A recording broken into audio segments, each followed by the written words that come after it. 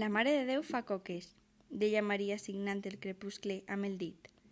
Aleshores Bàrbara s'imaginava una dona alta i grossa, una dona enorme, una dona capaç de parir Déu. Era una dona difícil d'imaginar. El forn el veia clar, aquell tros de cel calent encastat entre les muntanyes enrogides. Però la Mare de Déu, i quina feinada!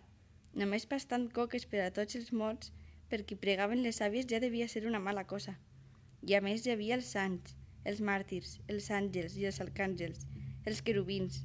Si per Pasqua les àvies estaven un dia sencer pastant per fer coques únicament per als de casa, quants no se n'estaria una dona amb tanta gent a casa?